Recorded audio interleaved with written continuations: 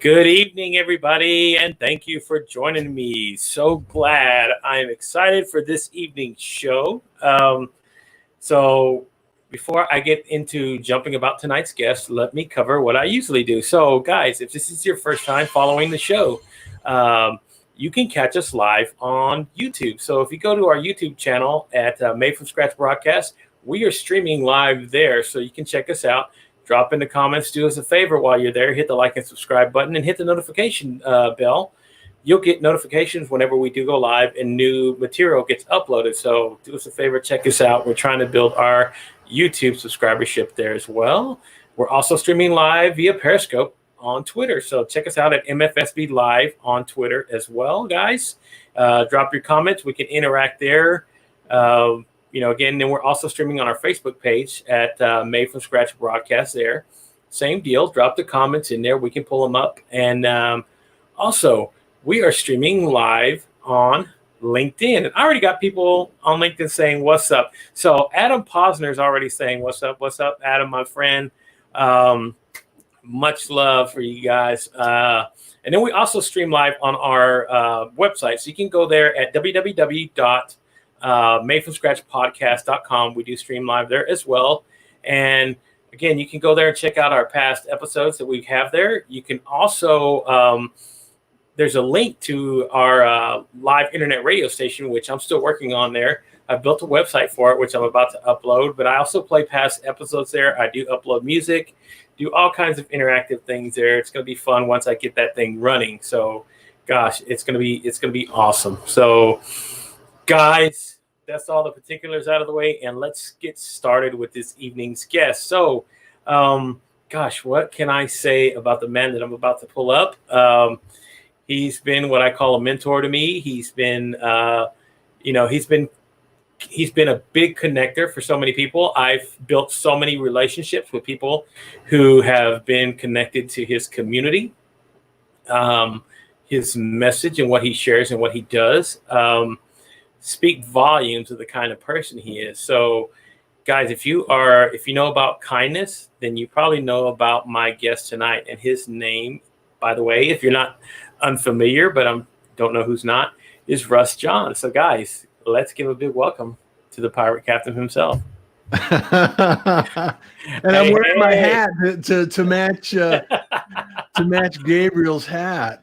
How are you doing, my friend? I am doing awesome. So, I finally got the opportunity to say, you know what? I've been on your show. I've been interacting with your show for a while now. And like I said, I've made very good friends with a lot of pirates who I've connected with, and a few I've actually had on the show. So, man, thank you so much for being a sort of a trailblazer for me. I kind of engaged on a little post yesterday on LinkedIn that Rich Cardona had put up, and he was just asking who my influences were, and I said, well, of course, you were one of them, and then one of the guys is here already commenting. Adam Posner was one of the first guys. You two were like the first that I was gravitated to when it came to like doing the live streaming thing and then doing podcasts. So. Yeah, he is. And both of you guys, and I've actually been, luckily, I've been on one of his lives. I met a guest who I had on my show, and I've made a real good connection with on his show. So that sort of thing has been like full circle with, everything that's been going on and just being connected with so many people. And then, luckily for me, I've been able to find really good guests, and I've shared a couple with him. With you, so you're going to have a couple of them, or hopefully you'll have a couple of them. One I know the schedule, the one you kind of connected with, but it's been, and the one I'm waiting for to come on your show. I saw this about, I want to say 2 weekends ago, where you and Brian Shulman were interacting. So you were on his Saturday shout out show, and I said, you know what? Of all the people that you have had on, I don't know why you have not had Brian on yet. So, well, there's a story behind that. So, is there? Well, yeah. Well, see, Brian, being the individual he is, we've had conversations, we've talked. I've talked with Brian, and I've been connected with Brian for a long time. However, he has children, and the show, that's the challenge with having a show at the same time consistently. And it's seeing when I was in, and I'm in Arizona time, so part of the time it's at 8:00. Yeah. And sometimes it's 7:00, right? Yes. It's always 7:00 in Arizona, but sometimes it's Pacific time and sometimes it's Mountain time. Yes. And so the time that he takes his kids to school and, his little monkey, as he calls it, we just haven't. And so I sent him an invitation just today, actually. Oh, and I said, because he sent me back another invitation. He sent me back a comment, I guess, a while ago, and I just hadn't caught it. And it was like, hey, the kids aren't in school right now. Let's do this. So I sent him a link. So Brian, if you're listening in, you're catching the replay wherever you are, let's book it. Let's make it happen. Yeah, because I had him on about a week and a half ago, and we actually were on for 2 hours, Russ. So he's that kind of guy that once he gets that spark going, and he just starts flying, and he's on fire. Yeah, and he just goes, and you go what he takes you with you. There's no let me halt. He's got to go for the ride. And that's all you can do, right? Yeah. So love you, Brian. So keep going. So then again, I've had quite a few people that I've made interactions with who have come on my show. Like Lori's been here. Wendy, of course. And I'm actually planning something with Wendy, so stay tuned for good for you. that. Yeah. So this is going to be a little test thing. She's going to be coming back on the Pirate broadcast too. Yeah. So she's got a thing where she's going to be. I'll just spill the beans. Screw it. It's going to come out anyway, so might as well. So stay tuned, folks. Yeah. I'm gonna go do it because I'm gonna let it out the bag because I'm excited about this. So screw it. So here's what it is. Kind of like what you do when you talk about creating the Pirate Syndicate, right? Is creating shows for other people. Yeah. And showing. So I'm going to put an example of that out there so people can understand what you're doing. So she's going to come and co-host. She's going to guest host my show. Oh, awesome. And she's going to be interviewing Kristen A. Sherry. So I'm giving up a really good guest, which I would want to do myself, but it's not about me. Kristen Sherry's a pirate. Yeah. And I know. And she's somebody that I've wanted to reach out to for a while, but I said, you know what? Go ahead, Wendy. I want you to have the forum. So nice. I reached out to her. So she's going to be co-hosting the show. I mean, she's not co-hosting. She's going to be the host. She's hosting the show. She's hosting the show. So I'm going to be in the background just doing the technical directing sort of part. Perfect. And I'm letting her have the forum. And again, it's going to be a great forum for her to talk about her upcoming podcast too. So, and I love your name, Made from Scratch. I mean, it's perfect. It's like exactly what you did. Yeah, right. So you start these things, and again, every idea that I've known of, every business that I've ever heard of, every music note, have all started from scratch. It all started with And how many times have you had that conversation with somebody and they're talking about that? And we'll say, well, I started from scratch, so I did this, blah blah blah, and that's kind of like where the concept came from. Yeah. And I kind of and here's the thing that I've been developing as I've been going along. So there's two things that I really concentrate on: creativity and positivity. Yeah. Because those are two things that a lot of people right now, you need both. I mean, what would we be doing right now if we didn't have the creativity of a writer who created a show, or a director who's created a TV series, or an actor who's created creativity right now, even a writer who's written a book. I mean, people reading books. So these creatives who are out there doing these things, right? They're if without their creative aspect and what they add to what's going on, we would be like going nuts right now. Yeah. Because we wouldn't have the factor to keep our minds off of all the news and all the, and again, that goes to the positive message as well, is to bring that on here, people who can share their experiences. And again, the whole thing is to find value in their stories and hopefully reach out to somebody and have them impact their lives a little bit. And it might not be right away, but it might impact them, a couple of months down the line. They might you don't know where influence is going to arrive, and it's like you were talking with Pat last night. The whole point of it is we are all creative beings. We're all, striving for some sort of connection with either each other or with the creative process. So it's a great conversation. Yeah. Yeah. So you essentially I merge those two things and bring them on, and that's what I like to share. And again, I tell everybody that kind of ask me a little bit, well, I don't know if I'm too creative. And I said, well, have you created a workshop or written a book or done video, or if you've done something that way, you got to you got to have some kind of creative aspect to who you are to do these things. It just doesn't happen. You don't just. So again, I tell everybody, I think everybody has that need though. That's why I call them creative souls. I think everybody has that aspect to want to share. Well, it's interesting too, don't you? Is that boredom sparks creativity. You ain't lying. For 2 weeks, believe me, I was in quarantine and I went on a tear. So essentially, my mind started going, either I'm going to go nuts sitting here not doing nothing, or I'm going to turn this into something really magical. So that's essentially what I did. It's just that's why I built a website over those 2 weeks. I learned how to build a website from scratch. I had never done that. Yeah. That's when I came up with the idea to start the internet radio station. I never done anything like that. So, and I was just looking for ideas in a way, and these are my ways to share my creativity with everybody. And again, and then I get to share the message of being positive and uplifting, and why not? It's the fun part of everything that I get to do every day. So this has been the fire. This has been the desire. This has been the passion for the last 2 months, and it only grows every single day.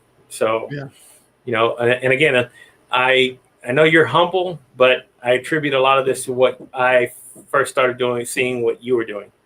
So that was my example. That was my, because again, I saw your message of kindness and smiles, and then you started bringing on so many people who had a lot of the same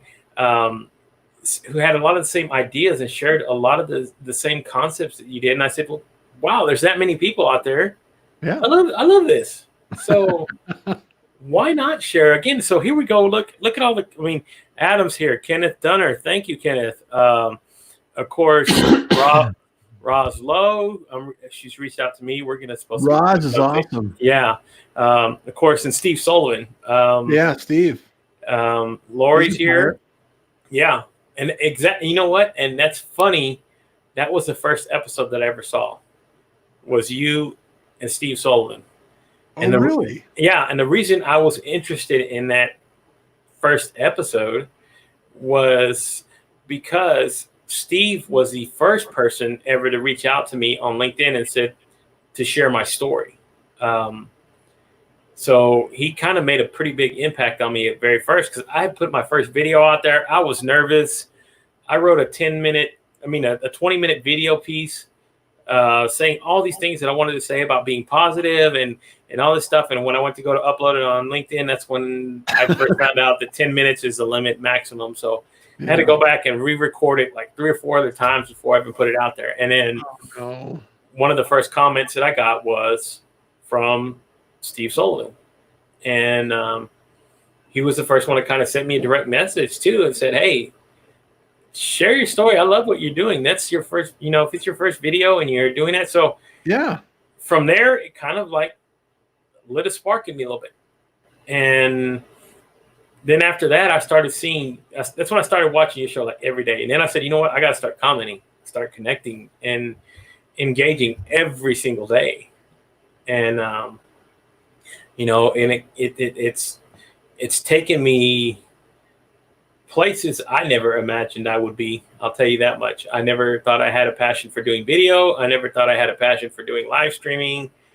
I never knew any of this stuff about myself. So it's been fun learning and discovering new things about who I am. It's like peeling an onion. You kind of take a layer back and you discover a little bit more, and you just it's a discovery process. Yeah. And the more you do it, the more that you put yourself out there, the more you find and discover what your voice is. What is it that I want to say? What do I want to feel about this? And that's why I think so many people imagine they want to do a podcast, or they imagine they want to do a live video feed. Yeah. And one or two, and they find out that it's a lot of time and effort, and it takes a lot of, there's some technology that's involved in it as well. Yeah. And as you've been through the process. You started from, you made it from scratch. Yeah. Right. And the fact remains that, you have to find out what you're good at and what you enjoy along the way, even when it becomes difficult, and you still find a little joy in the journey. That's when you really know that it's something that's going to be powerful and long lasting. Yeah. So, whenever we first had this conversation, and you were kind of telling me it's a lot of work to do what I do, right? And because I said I wanted to do kind of like what you were doing every day, right? Because I said, if I'm going to show up, I want to show up every day. Yeah. So we talked about that. And then as I went along, it's kind of like your dad that it tells you, hey, son, things are going to get harder when you grow up. So be ready for it. Be ready for it. And you're like, yeah, whatever. Okay. Yeah. Yeah, whatever, Dad. I got this. Okay. And then you get started out there and you go, God, he was so right. So it is a lot of work, but it also becomes it becomes a labor of love at some point, and it becomes a passion. So the fun part for me is connecting with new people, finding people who have these interesting stories, people who, again, have a positive aspect to them. So I get to spend my time, and now, I used to spend a lot of my time looking for these people.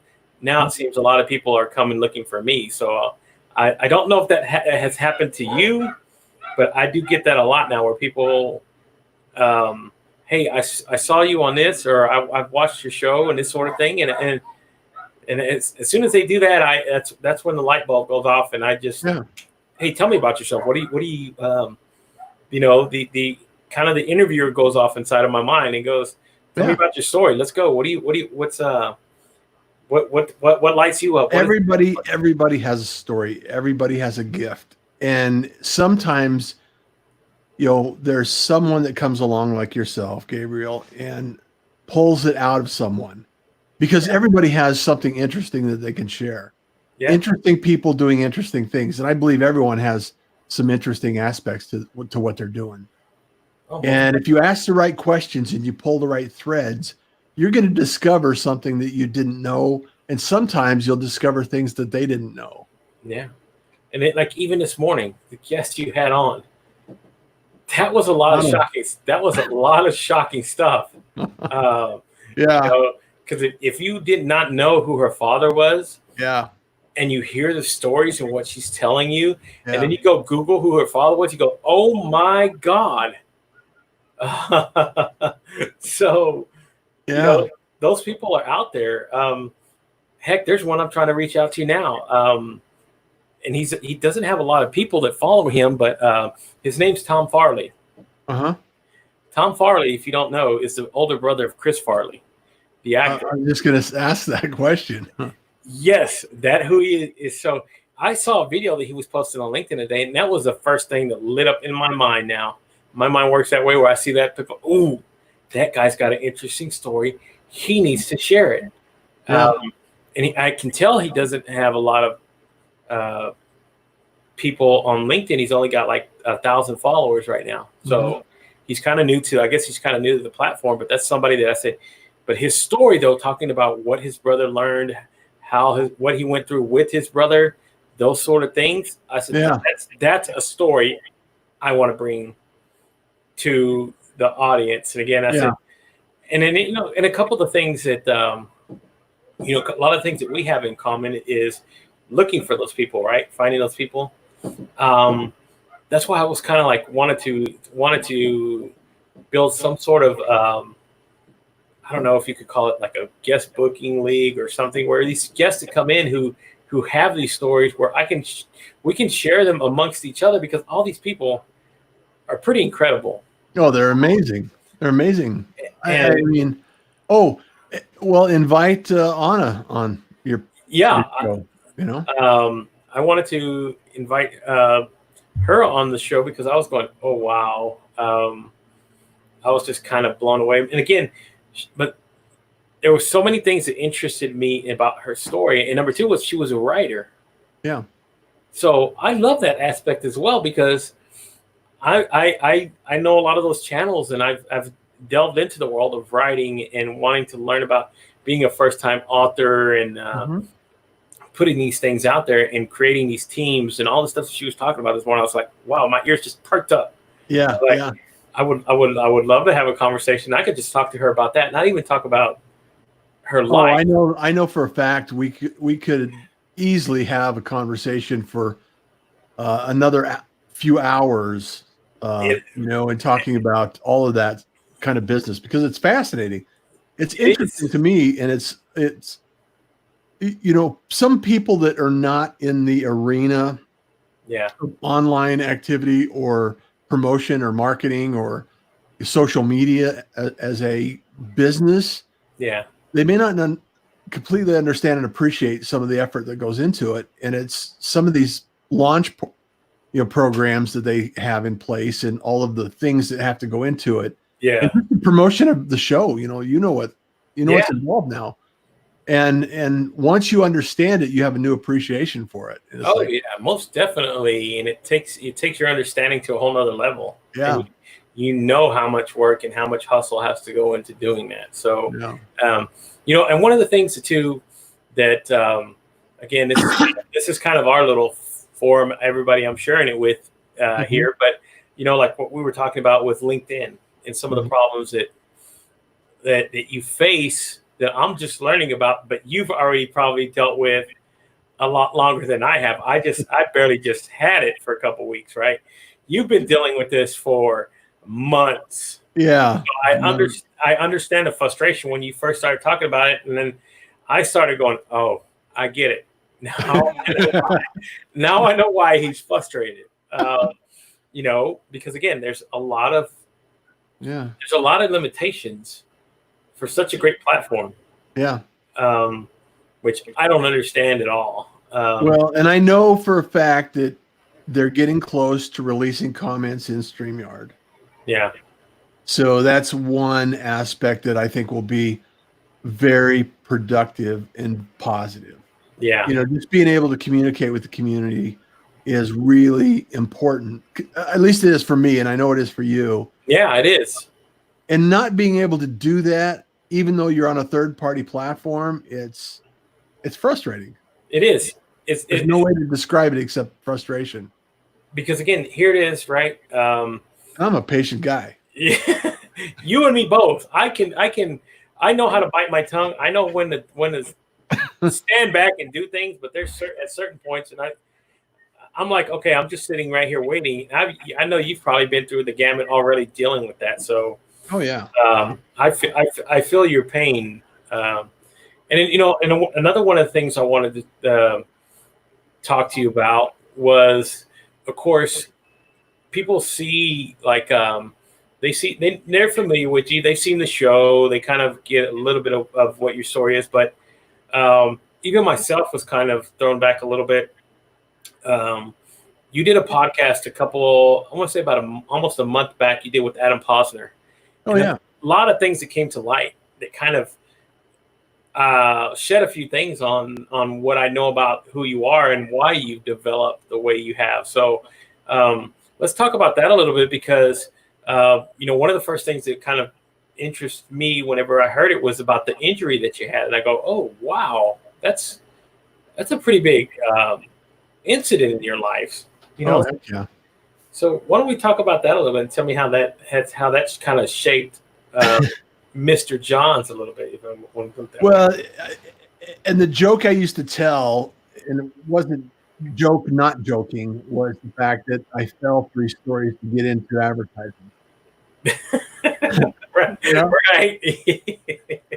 And the reality is that you know, I was a musician. I played music. I've played clubs and music for, you know, years. And you know, the show for me is much the same way. It's the creative process that I could do every day. Show up every day, entertain, educate, you know, have people appreciate what's going on to some degree. You know, not everybody, you know, likes every band, right? Yeah. Just like every podcast, just like every show. And in 1987, through a chain of circumstances and everything else, I was in Portland, Oregon working. And if you remember 1985, 85 was a rough decade or a rough year in construction and housing, and the economy wasn't really that great. So I was fortunate enough to get a job. And then in the fall, I was working for a billboard company in the Northwest, which I was thankful for the job because the boss, they were based out of Seattle, and I would show up every day because I didn't have a job, and I'd go to the office and I say, "Hey, do you have any work for me?" And Randy, who became my mentor and friend, he'd say, "No, we're not hiring." And it was a union position, and then I would go back the next day. I said, "Do you have any work today?" You know? He's like, "No." And then after about 2 weeks, he said, "You know what? I got a position in Portland. Be there on Monday. I'll put you to work." Bam, and just like that, right? And so it's you know, the consistency is a thread that comes, you know, through our life if we choose to adopt that behavior. Yeah. So Monday shows up. I know nothing. You know, I know I've never been. I have been to Portland. I was in Portland before, and I actually knew that I was going to live in Portland at some point in time. It was either Portland or Austin, Texas, because I was a musician. Yeah. And I fell in love with Portland when I was there before, which I nearly fell off a cliff in Portland and nearly got in a head-on accident in Portland as well. So Portland somehow has this thing for you for the industry out. It's out for me, right? So all of a sudden, I'm working in Portland. I know I'm broke. You know, I'm like, I have nothing. I've been out of work for a while. And I'm living in my car. I'm living in my truck, sleeping, getting up and going to work and doing this billboard thing. And there was a billboard that looked bad that needed to be cleaned off. So I figured, hey, I'm done for the day. I'm going to stop and clean this thing off. And I remember climbing up this billboard, Gabriel, and I can't believe this. And I look across the street, and there's a lady with her son, and he's watching me. You know, I noticed this, and it's a pretty tall billboard. Yeah. It's the poster panel, and so I get up there, I climb, and I start getting on the billboard. And what the problem was is the paper was curling off the face of the billboard, so I couldn't see the top. Yeah. When you go over the top of the ladder with a hook ladder, and what happens, I was on the top of the billboard and not behind it, so it wasn't fully connected. So when I pushed down on it, and I was pushing down to check it, it came through the paper, and I just projected off the edge of the deck. And as I was falling, I was watching this kid watch me. And all I could think of is like, well, so long.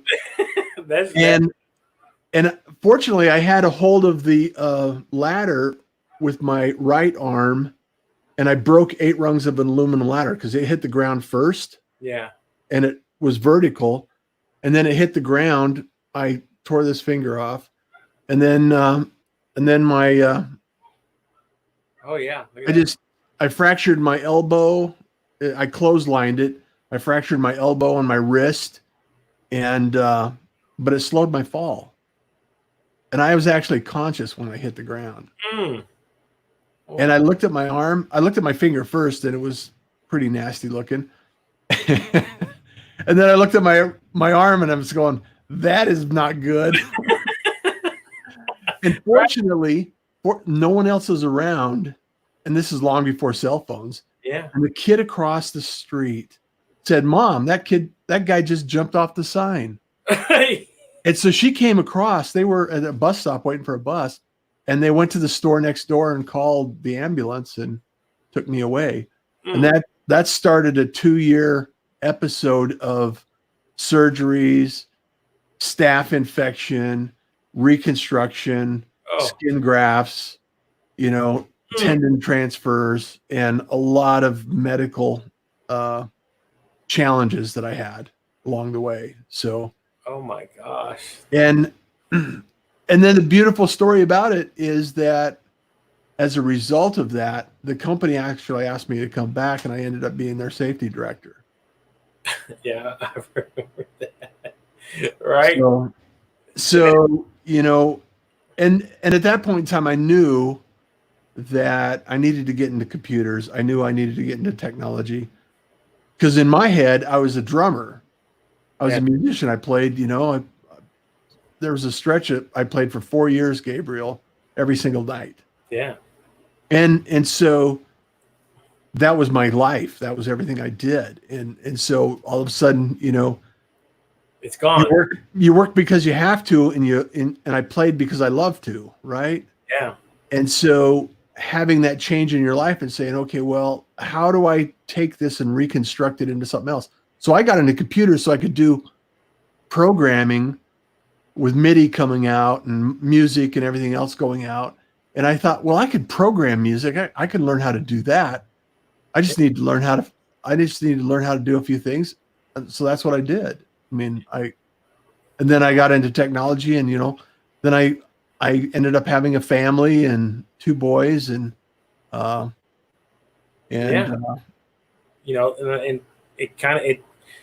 funny how those kind of injuries, those kind of things, those kind of traumatic events change your life. Nothing to the extent you did, but I did. I kind of had the same sort of experience. I dropped a 700-pound spool of aluminum wire on my foot, and it fractured it 4 places.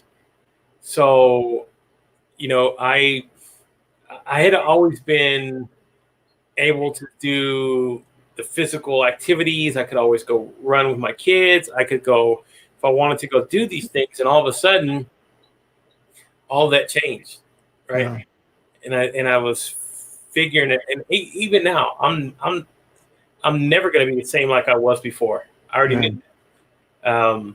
Even a doctor told me, he said, your bones aren't going to heal the same way. You got 2 plates and a couple of screws in your foot, son. You're not going to be able to do the same thing. Yeah, like you used to do. So, your perspective starts to change, right? You start looking at things differently, and same sort of deal. I had to figure out a way to stop relying so much on the physical aspect. Well, that's where resilience and the ability to adapt kicks in. Yeah. I actually became a firefighter after that. Yeah. After I fell. Yeah. I mean, I have no wrist or elbow, and my 2 boys never knew me before. They used to tease me. Yeah, how's your claw, Dad? That's I mean, it's really, actually today is would have been my 32nd wedding anniversary. Oh. However, I got married. I've been divorced for 18 years. So well, that happens. Yeah. Life. Yeah, life.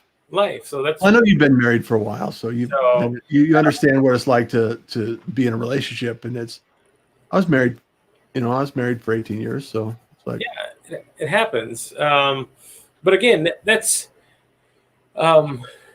it's not the end of the world. It doesn't change. I mean, it doesn't change who you are as a person. It doesn't change the fact that you can become the thing that you really want to be in life, right? So, I've had I've had people ask me, after what I went through with my injury, and they go, Uh-huh. "Well, are How you?" old were you?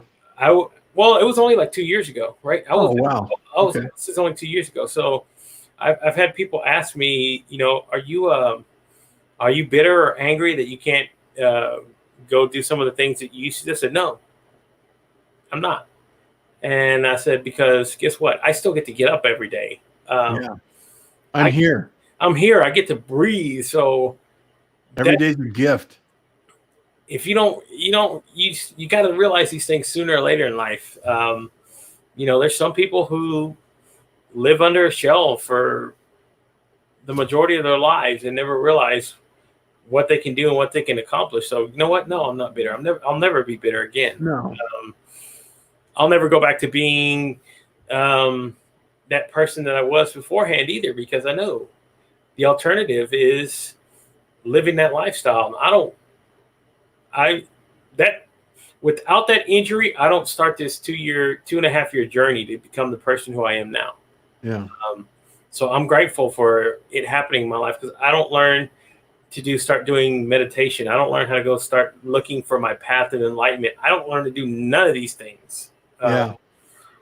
Because I never would have questioned life. I never would have questioned these things. So yeah, they kind of set me down the path, and you know what? I'm grateful for what has happened. I wouldn't change anything. I feel a lot the same way, Gabriel, because without that experience, I wouldn't be who I am today. And that's just the reality of it. And I, I appreciate the person I am today. Yeah. I'm here. I'm working with my family. I'm spending time with my parents. And it's a gift. Every day is a gift. So You you know, just have to appreciate it and become resilient and understand that yeah. not everything may go exactly the way we anticipate or we would like to see it happen. And they're a cause and effect. Sometimes things get in our way to steer us in another direction. That's the way it is. That's the way it is, right? I've told people this before. I'm a big journaler. I've been journaling since I was 17. Mm-hmm. I go back and I read some of the things of the person who I was back then, as opposed to who I am now. Yeah. And I just go, oh my gosh, I'm glad I found the path that I was supposed to be down. Because again, without those experiences and not those things, I'm not this person.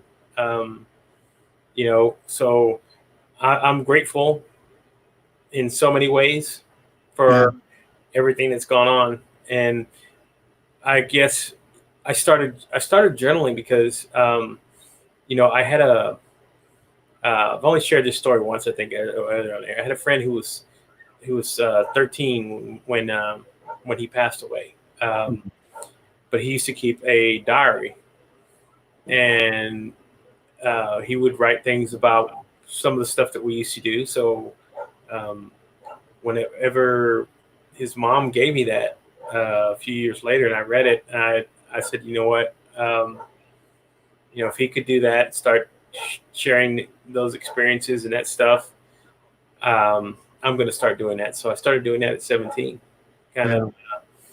Kind of changed my perspective of the way I did things in life, and I wanted to, kind of keep a journey of my life, and again, who else better to trust than your own words to go back and read and say what kind of life I was living or what I was doing at the time, as opposed what were you thinking? Yeah.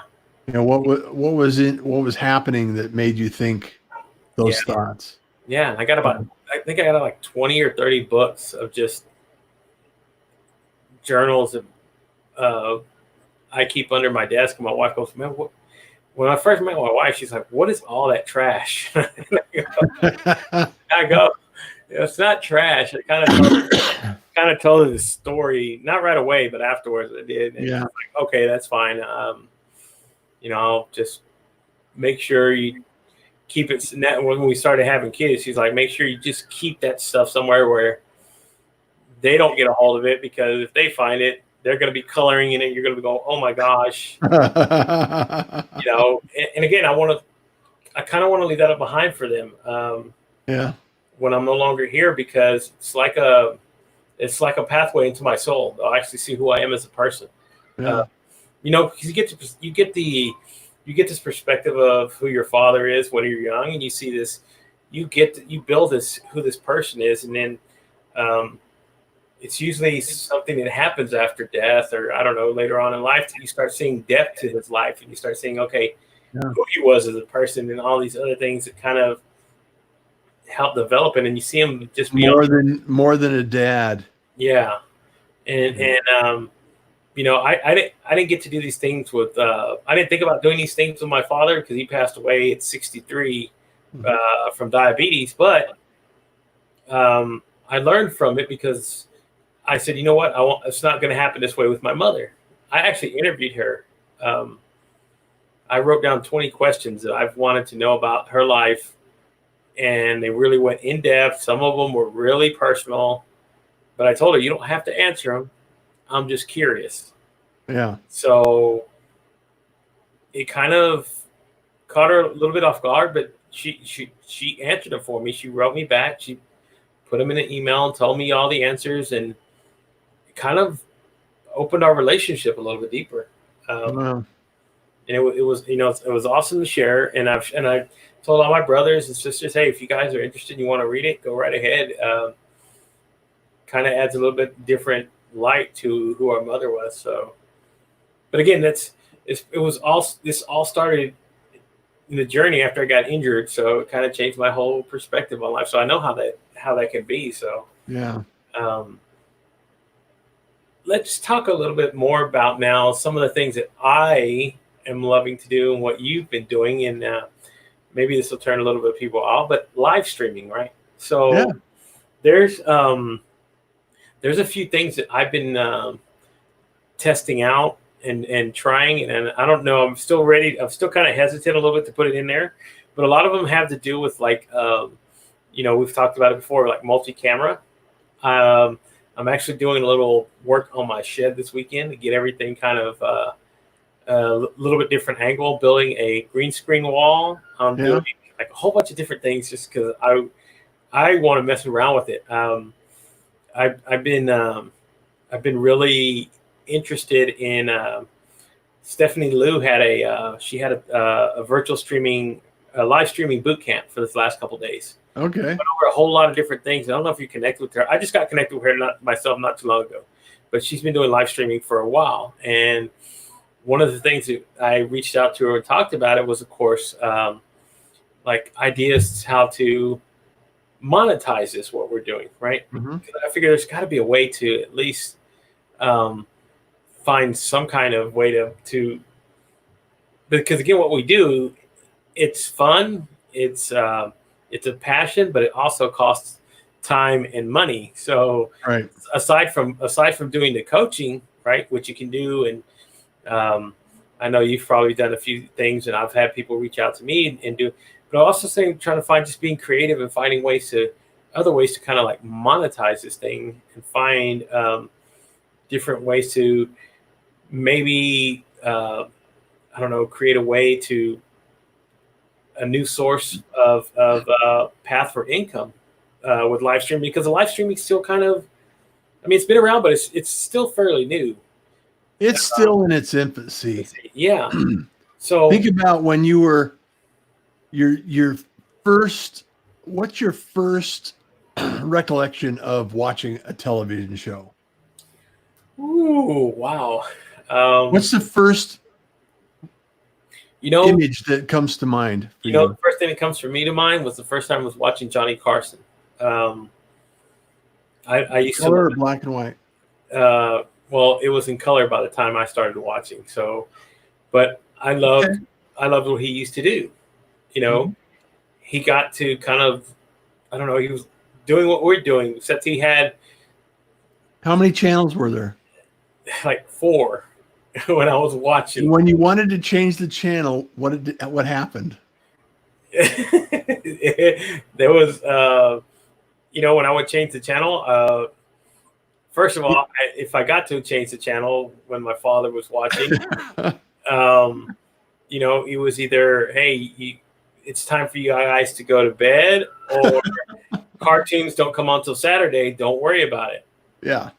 I'm watching TV. So, well, it wasn't 40. It wasn't 140 channels of selection. Is my point. Yeah. And it wasn't. And it was typically NBC, CBS, ABC, and PBS. Yes, that was it. And so think about this, and then think about radio in the same light. Is that radio, television, and outdoor advertising is broadcast media? Yeah. Right? Yeah. So when you think about broadcast media, what you have to think about is the way information is distributed. It's one way. It's a shotgun approach across everybody. You don't know if the person watching that is the child that wants to turn the channel, or the father that's watching the news, right? Yeah, right. So when it comes now fast forward and into the digital arena, I mean, how many channels do we have now? Hulu, YouTube, Netflix, Amazon, esports, whatever it happens to be, the endless array of information, correct? Yes. So now look at where we are right now with the pandemic. We have an opportunity right now with live streaming that everyone is live streaming that knows anything about live streaming. Yeah. And the reason is because of, one, circumstance, two, the proximity effect of having this information, and Zoom is, taking a lot of heat for not being able to set up and everything else. However, I think I would argue, and I think it's a very good argument, because if you think about like brokered radio, and you identify that brokered radio, you have an individual that is buying time on a station for a specific audience. We'll call it a niche. Yeah. So if you have a niche audience and you have people that want to get in front of that niche audience, they're willing to pay money to be a sponsor for that niche audience. True. Right? Yes. So rather than think about the broadcasting effect, KPIs, if I'm going to pay for 1,000 eyeballs.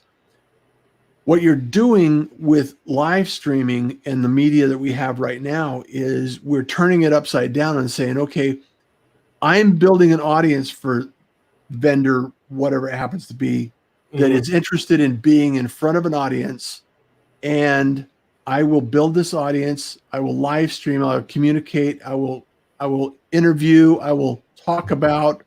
I will do anything that's necessary in order to acquire the right audience for your product, right?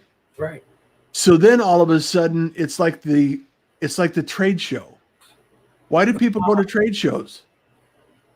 Yeah. They go to, you're in construction. So all of a sudden you're in construction, you go to a trade show, or say for instance, you want to find out about the building HVACs. Yeah.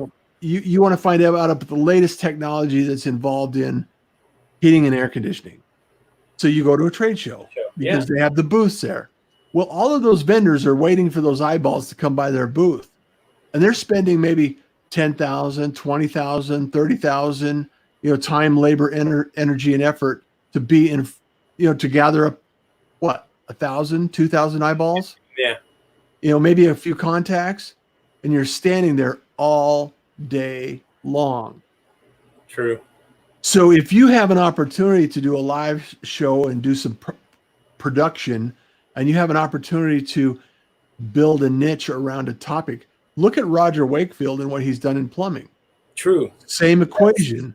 It's like, okay, I don't necessarily need to be a national presence. However, if I have an HVAC company in Phoenix and people need air conditioning, and I can create content that allows me to be at the top of the Google search locally, what's that value? Yeah. What value does that create for that individual? Tons. Tons. Tons. It's like, okay, well, I can beat my head up with flyers on doors and knocking on, and window flyers and TV advertisement and billboards and everything else. However, wouldn't it be nice if you're already having a show where you attract and engage people? Yes. And then all of a sudden your show is known for having the answers. Look at This Old House and the reality TV shows that are out there. Yeah. There's a reason why people gravitate to these shows. One, they're entertained. Number two, they're educated. Yeah. So the only thing we need to do as live streaming individuals and people that are in the production space is create shows that draw attention for the topic we want the audience. There you go. That's the thing I think that. Cheers. Yeah, cheers to that, brother. I totally agree with that because it's a simple model. I think a lot of people overcomplicate it. It has been, and it's a simple question I've been asking a lot of people, and I do get thrown down rabbit holes where you don't have to go down a rabbit hole. That's the answer. Yeah. So essentially, pick what you're going to be, kind of target what that is, and then go out there and be the name. I mean, put everything into. I mean, who knew who Roger Wakefield was 5 years ago? If you go listen to his episode on my show, right? Yeah, he will tell you the story, and he says, "I was ready. My wife called me, and we were ready to close the doors, and I knew I had to do something." Yeah.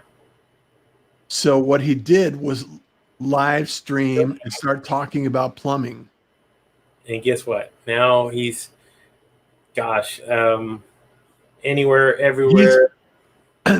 He's what people call, and this is what Anna was saying today earlier on the show or after the show. I don't know when it actually happened.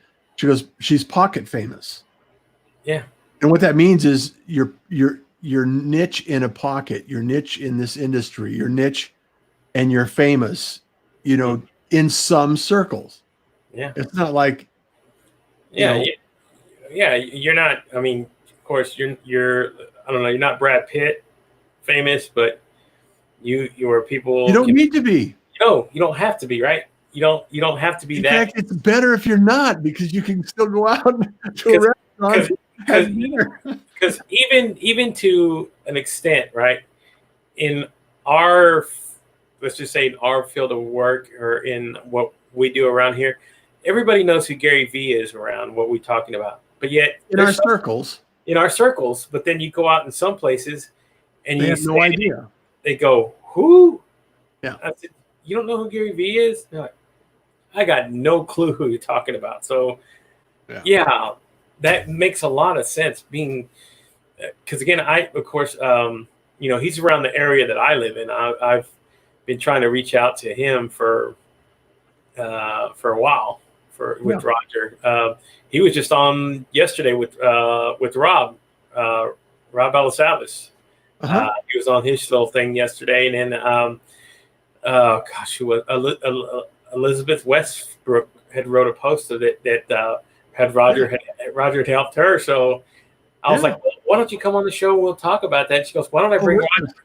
Yeah, I mean, all of these names are in our circle, right? Okay. So she goes, she was running that, and I said, why don't you come on the show and we'll talk about that? She goes, why don't I bring Roger with me? I said, yeah, why don't you bring Roger with you? and I'll have this conversation.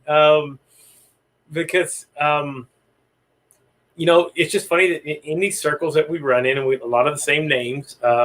Like for the longest, I've been trying to get Lila on. She's been on your show already. Yeah. But the thing with her is it kind of same sort of deal you had with Brian, a conflict of time. Yeah. So she's got coaching that she does, because I do mine at 7:00. Even though we live in the same metroplex, we've actually connected. I've been to one of her workshops. Sweetest person. Gosh, I can't. She's awesome. I can't say enough about what she does and who she is as a person, but it's just those kind of the conflict. Yeah. I have this question all the time. Is there another time that we can do the show? And My pan answer is no, no. It's no. 7:00 Arizona time, period. That's the consistency I built into the program. That's when the show is. Yeah. And that's why I was talking to Randall Constant, Yeah. in the food industry, and he actually just received access to his business page Oh, wow. on LinkedIn Live. Yeah. And it's like, I'm going to reapply because that would allow me the opportunity to actually broadcast another alternative show at a different time zone where it would be a little easier. Because, you could do Australia. I can't do Australia because it's in the middle of the night. Yeah. Right? So because I've been trying to reach out to Dan and Wynn, right? Uh-huh. I could probably have her on because she's been doing live shows on Instagram and that sort of thing. So I know Diana. Yeah. But it'd be hard for you because, again, the time that you're probably on, she's asleep. So yeah. Well, she's actually commented on the show more than once. So it's like, well, what are you doing? Come on. However, a lot of times my show's booked out a month in advance, so it's like you can't. Yeah, really so that's another thing, right? So here I am. I've tried to keep my limit at about 2 weeks, simply because I could if I wanted to right now, I could do a month. Pretty simple. I think what I like to do is I like to be able to, though, if I can get that spot guest that I've been trying to reach for at that moment, say, look, I can get you on here I got a week lead time right now, so let's set everything up, let's get everything going. Because again, I do have people. I do all kind of Zoom calls while I'm at my other job, by the way, with people, and the whole thing is setting up the whole scheduling, the whole thing. That whole process right there has saved my life, because again, I'm able to just go, hey, if you want to connect, let me send you the link. They go connect. Here we go. We do like a pre-show consultation. We talk about what they want to do, what they want to come on with, and then boom, here's the link to book. Let's book and let's get you on the show. So see, and I do it. Well, you went through my process. You know, my process. It's super simple. Yeah, it's like, and then it's my job to make sure that you're interesting. Right. Right. It's like, okay, well, if I can make this show happen, it's going to happen. If it's not meant to be, it's not meant to be. It's like, okay. Yeah. So and it's so far, 150 episodes. I'm still happening here and there once in a while. Now. So and I'm about 100 behind you, but I'm going that way. That's awesome. Monday's going to be 50 for me. So congratulations. Yeah. So I'm having Virgie Van Horst on, and I was on her show. I don't know if you connected with Virgie, but I just need to follow your show sequence. I need to go back in your YouTube sequence and start poaching your guests. Say, hey, Gabriel told me that you'd be a good guest on the Pirate Broadcast. Right. So, again, I got a secret weapon. Here's mine, right? And I'm going to give him a shout out, right? What's the secret sauce here? Here's my secret sauce. He's a gentleman by the name of Mike Padurano. Now, Mike is kind of like he's my Sherry Lolly to you. Okay. He stays behind the scenes. He's been on here one time or two, but he finds these guests, he finds these stories, and then I get a message one day that just pops up in my thing and says, hey, I want to introduce you to Gabriel. Yeah. Check this out, blah, blah, blah. And then he'll tell me the whole backstory. And then we'll go into, that's how I found Jennifer, who's going to be on your show, right? Yeah. Jennifer's wonderful. Her backstory, what's the tragedy she had to go through, all the stuff that she's through to get to where she's going to be. Again, through Mike, I got a guy that I'm working on now, and I'm going to share him with you once I'm done. His name is Marquise. Anyway, his brother was Marquise Ogden. That's his name. His brother was an NFL Hall of Famer. Okay. He was his younger brother, and same sort of deal. He kind of was living in his shadows and kind of went off that beaten path. Yeah. But now he's getting out there. He's sharing his story. He's helping people, doing this sort of thing, and getting his self out there. Really interesting story. Mike introduced me to him. I get these messages. We never know where people are going to show up in our lives. No. And the reality is, and here's the thing is that, like you said earlier, there are people now that are reaching out to you and saying, "Hey, I saw you. What does it take to be on your show?" Are you on Spot a Guest too? Oh, am I? After I saw Mark on my show, I said, I've actually had 1, 2, 3, and I'm having a fourth come on from Spot a Guest.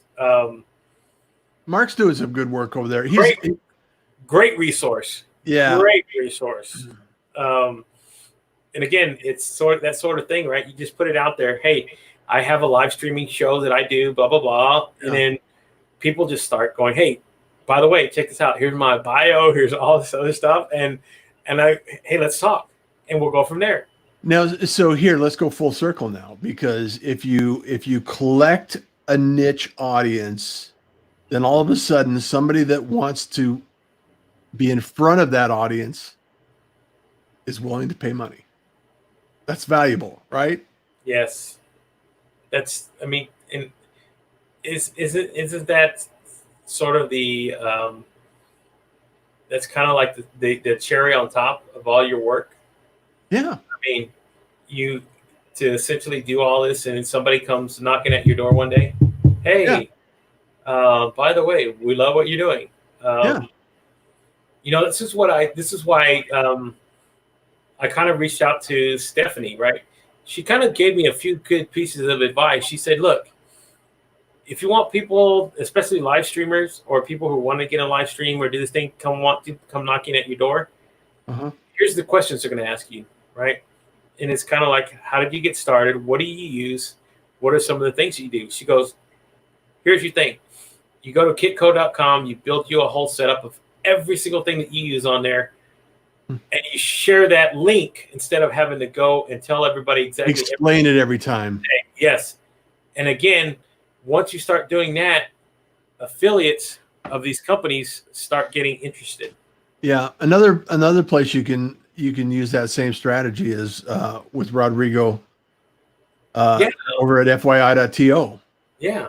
You do a resource page that you connect with your with your website, and you just put all of your resources right there on your FYI.to stream, and then you use backlinks to your website, because Kitco doesn't allow that to take place. No, they don't. And then all of a sudden you have backlinks to your website as well.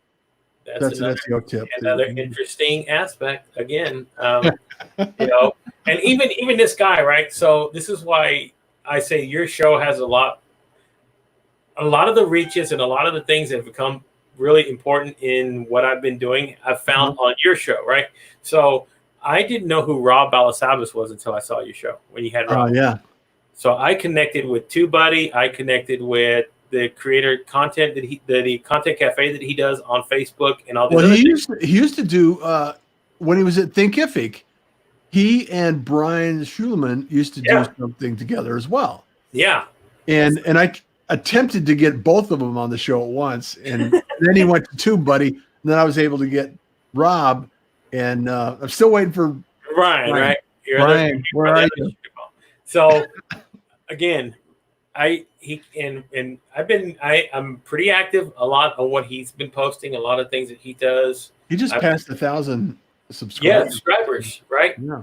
So he had this guy on, and he was talking about niche and niche marketing and that sort of thing on YouTube. He does just darts, okay? Darts, like throwing darts. That's what he does, right? This is his niche. And he gave these great ideas of how he gets all these product manufacturers to send him product, to spend money with him, and do other things. Just, you go and you bug them, essentially, kind of like what you did with when you were wanting your job in Oregon. Yeah.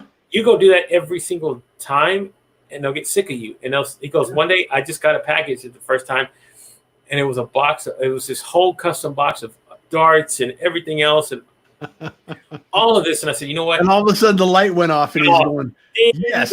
light Ding, bulb moment. ding, ding, ding, ding. So Shure, Rode, all these companies that do all the great, wonderful Sony, all these great, wonderful companies that do all this technical stuff that we use. Hello, now I know what I'm going to start doing, and they're going to get sick of me, just like they did with LinkedIn. That's what people cannot. The people are kind of like, how did you get LinkedIn Live? I got 2,500 followers. That's it. I don't have a lot of people, right? They go, how did you get it so fast? First of all, it's because I bugged the heck out of them. I kept asking for it. Yes. Pretend you're the kid in the candy store with your mom. Waiting for, hey, mom. That's exactly. Hey, mom. Hey, mom. How many times before they go, just get it here? Just get it. I don't want to hear it anymore. Exactly. I mean, reality is that there are times where, we want to be humble. We want to be relaxed. We want to be patient. And other times where we just need to ask for it. I had a client today say, well, should I mention what I sell at the end? It's like, hell yeah. Wait a minute. Why are we doing this video in the first place? Let me ask you that. Right? So we need to ask, we need to inform people, because I have a catch-22 love-hate relationship with sales. And I don't think of it as a sales. I think it is more as, if I add value and I share information with you, which I do freely all the time. And if there's an opportunity that you need my service and it's a good fit for both of us, because there's some people that I just really would prefer that I just give it to them and for circumstances, I'm going to say, and the reality is that I love helping people. Yeah. I would give it all away for free. However, there are times where it's like, this is a lot of effort. And I've spent years, literally years, crafting my skills to be where you are today. It's like, okay. And that justifies the fact that it's like, okay, if I'm going to produce a show for somebody and I'm going to bring all this knowledge to the table, that value is real. That exchange of information is real. Yeah. If my value proposition, like, I do the pirate broadcast to test what I can do in the pirate syndicate. Yeah. The pirate syndicate is the value proposition is you show up and I do everything else. Right. It's a pretty simple equation. I need a warm body with a message in the chair. I'll handle the rest. If you want to speak to someone and you want to share your products and services and your message, or have a conversation with your industry or your audience, I'll do all the work. You just show up. Yeah. So here it is. We're talking now, right? I got my LinkedIn pulled up, and 3 of the people that I'm trying to reach out to are all together on the same thing right now. So Diane Wynn's there, Lila Smith, Kristen A. Sherry, they're all doing it. So we're pretty much tying up LinkedIn right now between all 6 of us. They're doing, they're doing a 4 thing together with the, which is kind of cool than what we're doing here. So a lot of the same circles that we got going on is awesome. Yeah, circles of circles. Circles, right? Yeah. So again, this is what we do. This is the fun part of what I get to share, what you get to share every day. And I strategically, for a reason, picked in the evenings because, again, I said, first of all, to kind of pay homage to what you do, I said I'm not going to go do this in the morning. Plus, I got a job that I do. I got a job in the morning that I handle, but you know what? I said at night I get to do this. It's my form. It's my fun time to be here and do create what is kind of like my unique interpretation of what I like about the pirate broadcast, right? Yeah. So, well, and I'm humbled to be on here, and I appreciate the invitation. So and that's why like these 4 women that are on here now kind of inspire me. So you know what? I need to get me, you, and I need to get Adam on here because Adam also has kind of shaped what because I like Adam's. What I like about Adam is his interview style. Yeah. He goes and when he concentrates and he gets going on talking to people and interviewing and getting these questions, he's pretty. That's why I said when I heard you two interact with y'all's podcast, I said, okay, that's awesome to me. Yeah. Maybe it's just me being a nerd, but I got a lot out of that interview between the both of you two. Yeah. So, kudos to you, kudos to him, and then anybody else who wants to hop into this live streaming thing. Yeah. I've had people ask me all the time. Same sort of deal. Yeah. If you're gonna do it, you stay committed, stay consistent.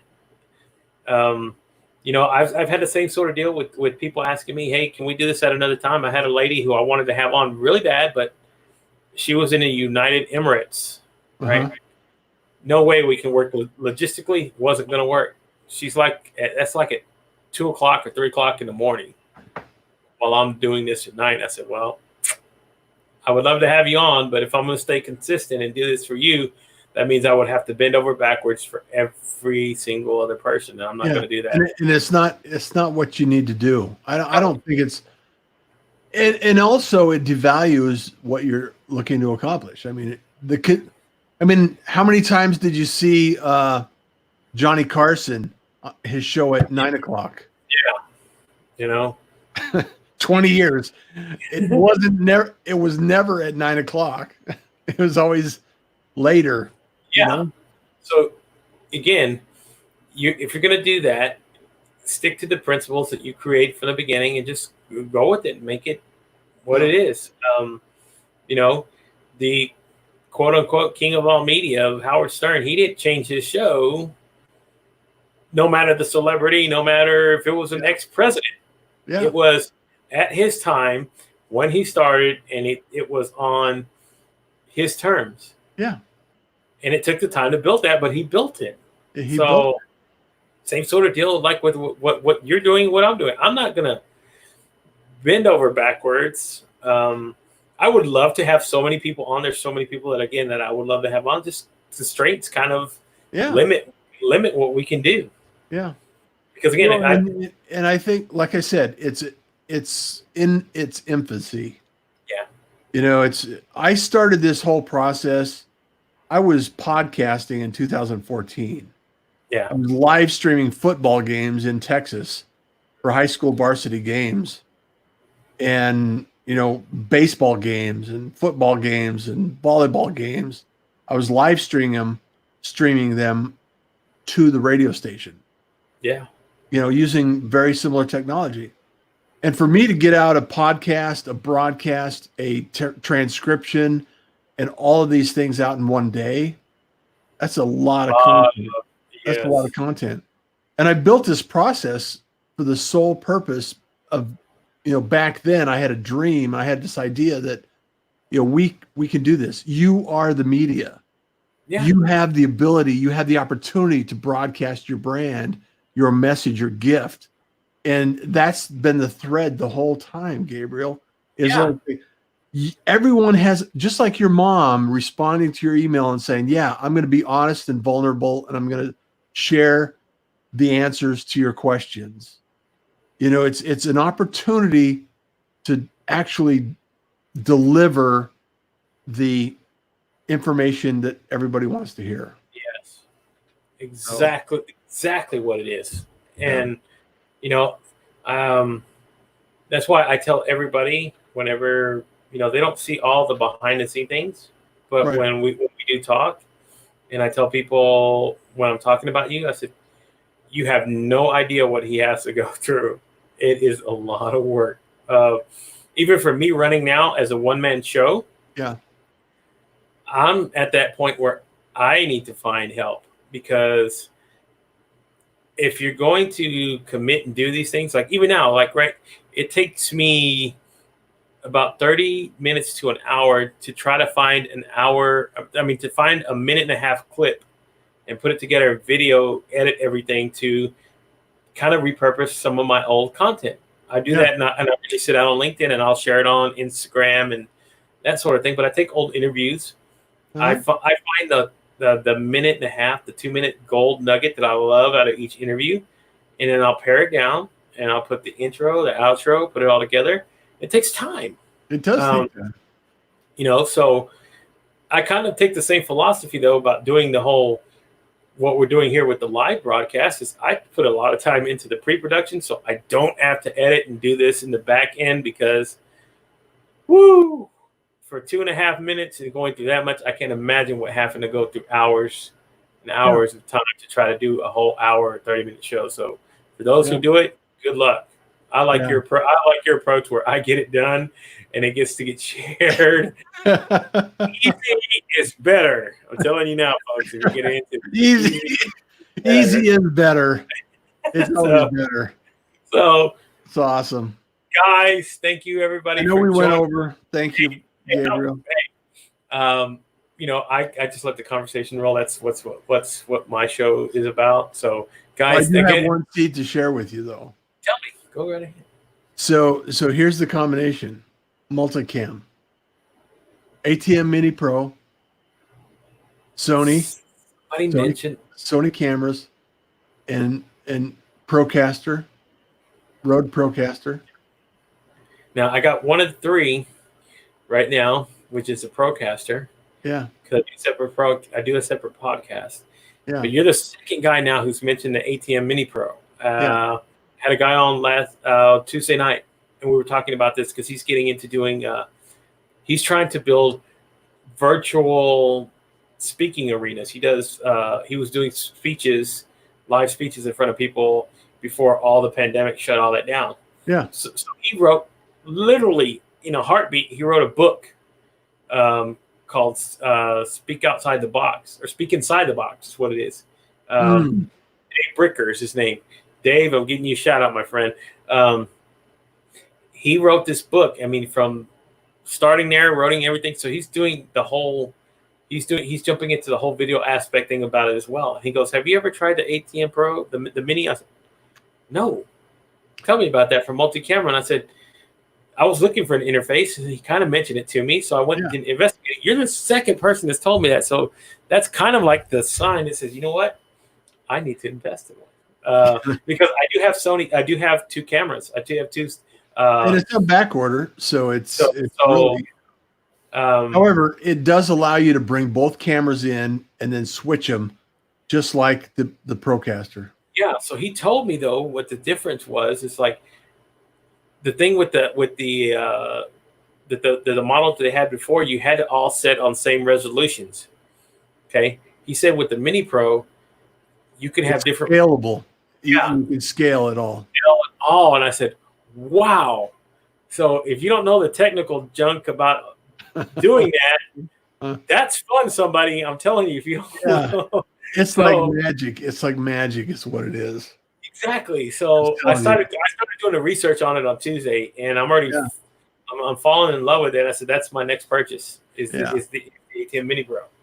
So that's my goal. A couple of Sony cameras, ATM Mini. And then you get, so that's why I'm building in the back. I'm changing the layup of how I'm going to be doing my shed here. That's why I'm building me also a green screen. I'm building a green screen. It's actually going to stay there because I'm having it. I'm building it myself, and then I'm also going to have a few drop downs. So I'm going to have I'm still keeping the background back here, but I'm also going to have a background of different layers if I want to change it. So I'll have a couple of curtains or different colored things if I wanted to change it when I'm doing, like, say, native video when I want to start doing workshops. Right.